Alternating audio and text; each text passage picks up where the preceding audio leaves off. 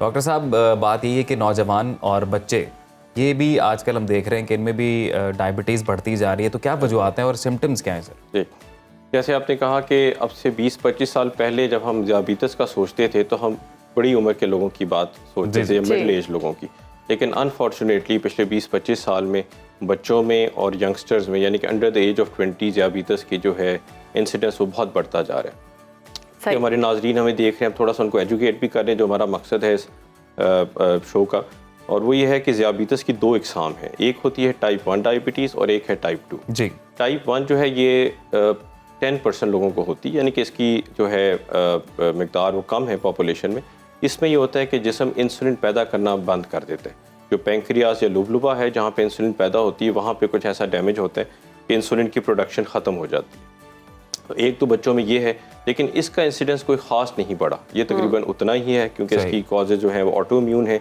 लेकिन जिस किस्म की डायबिटीज़ की तादाद या इंसिडेंस बढ़ रहा है उसे हम कहते हैं टाइप 2 डायबिटीज़। और टाइप 2 डायबिटीज़ की बुनियादी कॉज उसमें इंसुलिन की प्रोडक्शन तो हो रही होती है, लेकिन वज़न बढ़ने या मोटापे की वजह से वो इंसुलिन उस तरह काम नहीं करती जिसमें ज़्यादा मसले आ रहे हैं उसकी वजह से। तो अब क्योंकि यंगस्टर के बच्चों में मोटापे का इंसिडेंस बढ़ता जा रहा है तो उसके साथ साथ टाइप 2 डायबिटीज़ भी बढ़ती जा रही है। डॉक्टर साहब, अगले सवाल से पहले एक अनाउंसमेंट बस कर दें अपने नाजरीन के लिए कि वो इस सेगमेंट के दौरान कॉल भी कर सकते हैं। टेलीफोन नंबर टीवी स्क्रीन पर आएगा अभी, और आप इस मर्ज से रिलेटेड कोई क्वेश्चन करना चाहें, डॉक्टर साहब मौजूद हैं। बिल्कुल जी, कर सकते हैं आप कॉल। अच्छा डॉक्टर साहब, सवाल ये है कि कौन सा ऐसा एज ग्रुप है जो इसका ज़्यादा मुतासिर हो रहा है, और दूसरा कि ऐसी कौन सी चीज़ें हैं जो हमें इस तरफ लेकर आ रही हैं? हमें हमारा लाइफस्टाइल ख़राब है, हमारा खाना ख़राब है, या फिर कौन से ऐसे एस्पेक्ट हैं इसकी? जी, इसमें देखें जो 10 to 20 ईयर्स का ग्रुप है वो सबसे ज़्यादा इसमें इफेक्ट हो रहे हैं। और ज़ियाबीतस या टाइप 2 डायबिटीज़ चाहे बच्चों में हो चाहे बड़ों में हो, उसके बेसिकली अंडरलाइन एक तो जेनेटिक्स है, यानी कि अगर आपके पेरेंट्स में से एक पेरेंट को ज़ियाबीतस है या डायबिटीज़ है तो 25% आपका रिस्क बढ़ जाता है ज़ियाबीतस होने का। और अगर दोनों पेरेंट्स को है तो यही रिस्क बढ़ के 50% हो जाता है। तो एक तो जेनेटिक्स है, लेकिन जेनेटिक्स तो हम चेंज नहीं कर सकते। लेकिन जो चीज़ हम चेंज कर सकते हैं वो है लाइफस्टाइल। यानी कि दूसरा जो कंपोनेंट जो चेंज हो रहा है वो हमारी लाइफस्टाइल है। अब लाइफस्टाइल को भी हम दो हिस्सों में डिवाइड कर लेते हैं, एक है डाइट और एक है फिजिकल एक्टिविटी। लेकिन डाइट के हवाले से भी हमारी डाइट में भी पिछले 15-20 साल में बहुत चेंज आई है। पहले फास्ट फूड का इतना रुझान नहीं था, आमतौर पे खाना घर पे ही खाया जाता था, और कहीं बाहर भी पिकनिक के लिए लोग जाते थे तो वो टिफिन में खाना साथ ले गया था। अब ये होता है कि फास्ट फूड रेस्टोरेंट पे आप रुकते हैं और वहाँ से खाना लेके चले जाते हैं। तो देखें, कभी कभी तो इस तरह की बाहर की आउटिंग और एंजॉयमेंट ठीक है, लेकिन वो खाना जो है एक तो हाई कैलोरिक फूड होता है, जो बर्गर्स हैं और इस तरह के फूड्स हैं, फास्ट फूड जिसे हम कहते हैं। फिर उसमें बेवरेजेस भी आ जाती हैं, सारी कोल्ड बेवरेजेस, ये हाई कैलोरिक फूड्स होते हैं, इसमें कैलोरीज की मिकदार बहुत ज़्यादा है। दूसरा, इसमें न्यूट्रिशन भी कम होती है। तो पेरेंट्स जो सुन रहे हैं उनको मेरा यही पैगाम है कि जो भी खुराक बच्चों को पसंद है, इवन अगर उनको बर्गर का शौक है, पिज़्ज़ा का शौक है, कोशिश करें कि घर पे वो खाना तैयार करें, क्योंकि जो इंग्रेडिएंट्स आप यूज़ करेंगे उसमें न्यूट्रिशन ज़्यादा। डॉक्टर साहब, पाकिस्तान इतने रिस्की फैक्टर में क्यों है? पाकिस्तान नंबर 3 पे क्यों है? बिकॉज ये फास्ट फूड, जंक फूड वगैरह तो दुनिया भर में कंज्यूम किए जा रहे होंगे, यहाँ पर इतनी तादाद क्यों ज़्यादा? बहुत ही अच्छा क्वेश्चन है, और ये हमारे सबके लिए, हेल्थ के प्रोवाइडर्स के लिए बड़ा कंसर्निंग है। देखिए, एक तो जेनेटिकली जो साउथ एशियन पॉपुलेशन है, क्योंकि आपने पाकिस्तान को बताया नंबर 3 पे, इंडिया भी हमारे करीब है, वो चौथे 5वें, बल्कि वो सेकंड नंबर पे, वो हमसे भी आगे चाइना है। इस लिस्ट में ज़्यादा कंट्रीज़ साउथ एशिया और मिडल ईस्ट के हैं। तो genetically we are more prone to type 2 diabetes या मोटापा। दूसरा, मुझे खुद याद है कि जब हम बच्चे थे तो उस वक्त तो ये फास्ट फूड था ही। तो एक जो चेंज आई है सोसाइटी में, एक तो बेवरेजेस की अवेलेबिलिटी बढ़ गई है। देहातों में पहले जब कोई मेहमान आता था तो उसको लस्सी, फिजिकल लाइफ भी हमारी थोड़ी सी डिस्टर्ब हुई। तो डॉक्टर साहब, एक कॉलर हमारे साथ मौजूद है, उनसे बात कर लेते हैं। सफिया लाहौर से बात कर रही हैं। अस्सलाम वालेकुम, क्या सवाल है आपका? जी, मुझे अभी 2 माह से पता चला है कि मैं शुगर है मुझे। अच्छा, भी कर रही हूँ और किस्म की दवाई भी ले रही हूँ, और वर्जिश भी रूटीन के मुताबिक मैंने छोटी तरह नहीं करती थी, कम करती थी, लेकिन कर रही हूँ। वो ज़्यादा खास फर्क नहीं पड़ रहा है। सुबह से खाली पेट से करके 320, रात के चले 400, ये मतलब। सफिया, आपकी मुझे समझ नहीं आ रही। जो मैं समझ सकी हूँ ये है कि आपकी शुगर जो है 2 महीने पहले डायग्नोज हुई है, और आपकी शुगर जो है वो कम नहीं हो रही? नहीं, कम नहीं हो रही, बस ये मसला है। चले ठीक है, आप सवाल जो है आपका हो गया। सफिया, अपनी एज बता दें, फिर डॉक्टर साहब से इसकी रेमेडी भी पूछते हैं। ठीक है, मेरे ख्याल से कॉल कट की है। डॉक्टर साहब जी, कह रही हैं कि 2 महीने पहले डायग्नोसिस हुआ है और उसके जी। बाद अभी तक कम नहीं हो रही, मेडिसिन ले रही हूँ। बिल्कुल, और उसमें शायद वो ये भी कह रही थी कि वो वॉक भी कर रही हैं, लेकिन जी। उसके बावजूद देखिए ये तो पेशेंट टू पेशेंट वेरी करता है, तो इनको किसी भी अच्छे अपने करीब जो एंडोक्रिनोलॉजिस्ट हैं उनको दिखाना होगा। उसमें एक तो इनकी मेडिकेशन हम रिव्यू करेंगे जी। कि हो सकता है इनकी मेडिकेशन नाकाफ़ी हो, उसको बढ़ाएंगे। दूसरा थोड़ा सा इनको डाइट पे रेकमेंड करेंगे, जैसे आपने डाइट ही पे हमारी बात रुकी थी कि जो दूसरा कंपोनेंट है तो उस पर हम बात कर लेते हैं कि दूसरा जो डाइट के अलावा फिजिकल एक्टिविटी की हम बात कर रहे थे। तो एक तो इनको डाइट की एहतियात करनी है सफ़िया को, और दूसरा सफ़िया आपकी शुगर अभी सिर्फ 2 माह पहले डायग्नोज हुई है, इसको हम कहते हैं विंडो ऑफ अपॉर्चुनिटी। अभी आपकी नई नई डायबिटीज़ डायग्नोज हुई है, आप वेट लॉस पे फोकस करें, मुनासिब अद्वियात इस्तेमाल करें। तो good news for Safia and people with new onset diabetes is कि ये रिवर्स भी हो सकती है। डॉक्टर साहब मेरा सवाल इसी से रिलेटेड था बिल्कुल, कि जो उम्मीद की एक किरण है, क्योंकि कहा यह जाता है कि डायबिटीज़ उन अमराज में से है कि जो रिवर्स नहीं होती, जी तो इसको कैसे कंट्रोल किया जा सकता है? बिल्कुल, ये मिस इन्फॉर्मेशन है। देखें, जो भी हमारे नाजरीन सुन रहे हैं, जो न्यू ऑनसेट डायबिटीज़ है, यानी कि डायबिटीज़ को हुए अभी 5 साल से कम का अरसा हुआ है, वो मरीज़ अगर अपना वज़न कम कर लें, लाइफस्टाइल मुनासिब इस्तेमाल करें, फिर हमारे पास अब बहुत सी नई अद्वियात आ गई हैं। सही। डायबिटीज़ से बहुत चेंज आई है। हमारे पास कुछ ऐसे इंजेक्शंस आ गए हैं, एक 1 अ वीक इंजेक्शन होता है जिससे वज़न भी कम होता है, शुगर भी कंट्रोल होती है। तो मेरी अपनी प्रैक्टिस में यहाँ लाहौर में ऐसे मरीज़ हैं जो शायद उसमें से कुछ सुन भी रहे हों, वो उसको कंफर्म कर सकते हैं कॉल करके कि उनकी डायबिटीज़ ख़त्म हो चुकी है, उनकी दवाइयाँ अब हम बंद कर चुके हैं, वाह, they are very just on diet management. Great. लेकिन इसके लिए पूरा हम उनको प्लान देते हैं, 5 to 6 सही। मंथ्स का प्लान होता है। मतलब पहले अगर 5 साल डायग्नोज हुए, आपको 5 साल नहीं हुए अभी, जी, जी, तो जी, आप इस तरीक़ेकार से रिवर्स कर सकते बिल्कुल रिवर्स कर सकते हैं। आप किसी भी अच्छे एंडोक्रिनोलॉजिस्ट को दिखाएं, तो आप 5 साल के बाद ये चांसेस कम हो जाते हैं। हैं। डॉक्टर साहब ये महंगा इलाज है? नहीं जी, बिल्कुल महंगा इलाज नहीं।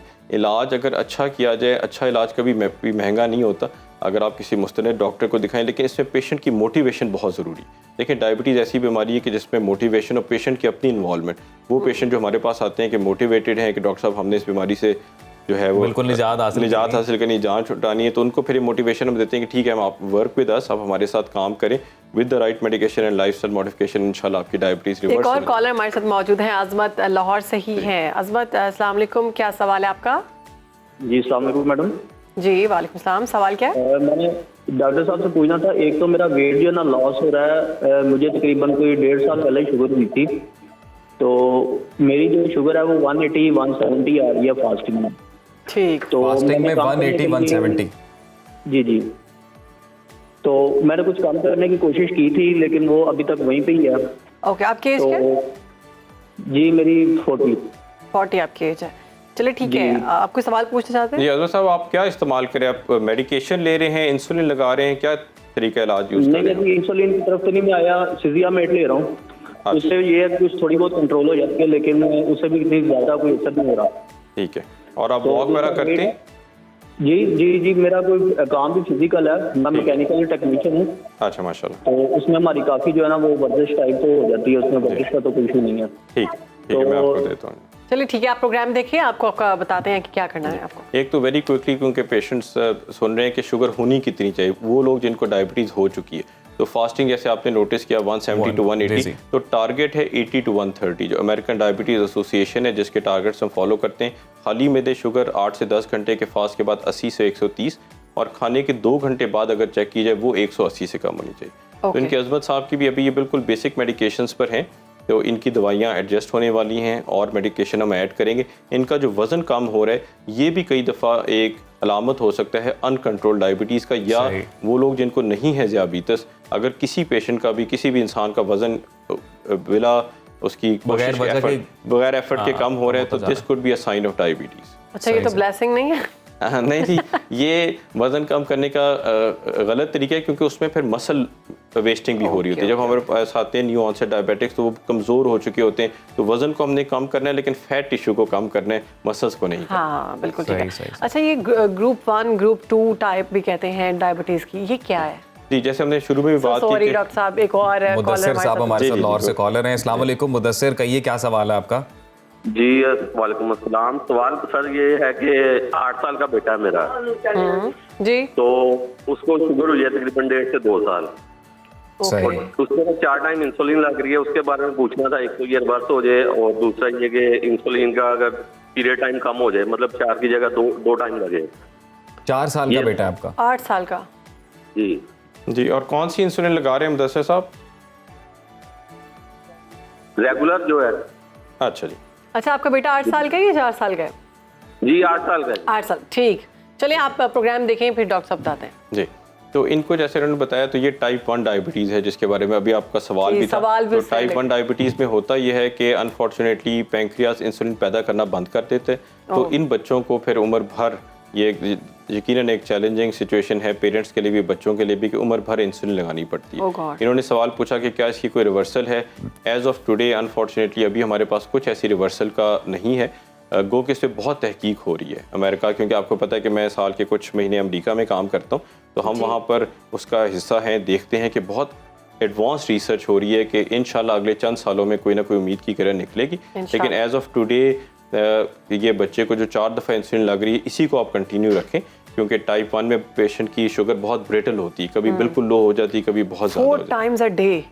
जी अनफॉर्चुनेटली अभी तो ऐसे ही उनको जारी रखना चाहिए, लेकिन अगेन क्योंकि हर पेशेंट की कुछ इंडिविजुअल चीज़ें मुख्तलिफ होती हैं, तो अगर आप चाहें तो किसी एंडोक्रिनोलॉजिस्ट को दिखा के मशवरा किया जा अच्छा, आप सकता है। कोशिश हमारे पास करें कि ऑप्शंस हैं, हम endocrinologist को 3 तक ला सकते हैं, कई केसेस में 2 तक भी ला सकते हैं, लेकिन we have to look at बच्चे का लाइफस्टाइल क्या है, स्कूल किस वक्त जाते हैं, स्पोर्ट्स करते हैं या नहीं करते, अच्छा शुगर्स डॉक्टर साहब, कितनी इसी से रिलेटेड एक सवाल मैं पूछना चाहती हूँ कि हम सोशल मीडिया पर देखते हैं कि बाहर के जो बच्चे हैं शायद इसी चीज़ से गुजरते हैं, क्योंकि बहुत छोटे छोटे बच्चे भी, न्यू बॉर्न या फिर 6 माह के बच्चे को भी वो पैचेस लगा रहे होते हैं, वो यही होता है डायबिटिक? हाँ जी, यहाँ पे वो अवेलेबल है? बिल्कुल, बहुत अच्छा सवाल है। देखें, इस पे 2 चीज़ें हैं। एक को तो हम कहते हैं इंसुलिन पंप, जैसे इन्होंने कहा ना कि 4 दफ़ा इंसुलिन लगानी पड़ती है। पंप में ये होता है कि इंसुलिन भर दी जाती है और वो 3 दिन तक पंप खुद ब खुद इंसुलिन देता रहता है। तो बच्चे अमेरिका में जो हमारे पेशेंट्स होते थे, उनको तो हम वो पंप लगा देते थे, उससे ये है पैच की सूरत में जो लगता है, वो पैच में भी होता है और ट्यूब की सूरत में भी। दूसरी जो चीज़ है जो पाकिस्तान में भी अवेलेबल है, उसे हम कहते हैं कंटिन्यूस ग्लूकोज मॉनिटर। डॉक्टर साहब यहीं से बात आगे बढ़ाएंगे, हमारे साथ एक और कॉलर है मार्कस जान रावलपिंडी से। जी मार्कस, कहिएगा क्या सवाल है आपका? अस्सलाम वालेकुम सर। जी वालेकुम सलाम। सर मेरा ये सवाल है कि अक्सर ना ग्लूकोज जिनको होते हैं वो मीठा खाने के भी काफी ना शौकीन होते हैं, मीठा खाने के शौकीन। उनके लिए ना डॉक्टर साहब क्या एडवाइस करेंगे? नहीं मार्कस, आपका कोई डायबिटीज से, शुगर से रिलेटेड क्वेश्चन तो नहीं है कोई? आपको है कोई ऐसा मसला? अक्सर मैंने ना शुगर वालों को देखा है कि वो ना मीठा काफी खा रहे होते हैं। अच्छा, उनके लिए आप पूछ रहे हैं कि जो डायबिटिक पेशेंट है, एडवाइस करेंगे डॉक्टर साहब? सही, ओके, आप प्रोग्राम देखें। जी ऑब्वियसली जो डायबिटिक्स हैं उनको हम रियलिस्टिक गोल्स देते हैं। हम उन्हें ये भी नहीं कहते कि मीठा बिल्कुल बंद कर दें, क्योंकि लाइफ लॉन्ग बीमारी है, लेकिन हम उन्हें कहते हैं कि उसकी जो मिकदार है उसको हम कहते हैं पोर्शन कंट्रोल, या मैं उसके लिए टर्म यूज़ करता हूँ मीठा खाएं नहीं, मीठा चखें। कि थोड़े से 2-3 चम्मच चख लिए, केक का आधा पीस खा लिया, मिठाई का 1 टुकड़ा खा लिया, ताकि वो बिल्कुल लेफ्ट आउट भी ना फील करें और उससे उनकी sugar negative impact. Once a week, once a month क्या होनी चाहिए? हाँ, वंस, ये ना कि वंस अ डे हो जाए। पोर्शन कितना होना चाहिए? पोर्शन कितना होना चाहिए? पोर्शन जैसे मैंने कहा जी, अगर तो कार्ब्स को काउंट कर सकें, वो भी एक टेक्निक होती है, तो 15 ग्राम कार्ब उसमें ले सकते हैं एज अ स्नैक या मीठा। वरना समझ लें मिठाई का 1 पीस ले लिया या फिर आधा पीस केक का ले लिया। बिल्कुल ठीक। वो पहले वाली बात कंटिन्यू करिएगा। जी मैं आपको बता रहा था कि पाकिस्तान में हमारे पास कंटिन्यूस ग्लूकोज मॉनिटर है। जो भी डायबिटिक पेशेंट्स इस बात को सुन रहे हैं कि अल्हम्दुलिल्लाह ये टेक्नोलॉजी पाकिस्तान में है, वो डिवाइस इस तरह बाजू पे लग जाते हैं और वो 2 हफ्ते तक शुगर्स को कंटिन्यूसली मॉनिटर करते हैं। उन मरीजों को फिर अपनी फिंगर स्टिक नहीं करनी पड़ती, क्योंकि डायबिटीज के मरीज खास तौर पे बच्चों की, क्योंकि आज बात करें छोटे बच्चे को कहना कि 3-4 दफा उसकी शुगर चेक हो, वेरी तो ये लग जाता है और इसको बच्चे को सिर्फ स्कैन करना पड़ता है। इवन वो स्कूल में बैठा हुआ है, आप टीचर्स को बता सकते हैं। आपने अच्छी बात की कि ये टेक्नोलॉजी पाकिस्तान में भी है। अल्हम्दुलिल्लाह जी, हमारे इस्लामाबाद से भी कॉलर है मोहम्मद रफीक साहब। अस्सलाम वालेकुम मोहम्मद रफीक, कहिए क्या सवाल है आपका? सर ये मैंने शुगर के बारे में बात करनी थी डॉक्टर से। मेरे को ना 10 साल से शुगर है। सही। तो ये मैं ना सिटाजिन 1100 खा रहा हूँ और एक और है 2500 mg गोली, वो खा रहा हूँ, लेकिन खाने के बाद शुगर फिर बढ़ जाती है मेरी। कितनी हो जाती है? तकरीबन 180, 90, 200 यहाँ तक चली जाती है। आपकी उम्र कितनी है? मेरी उम्र तकरीबन 54 है।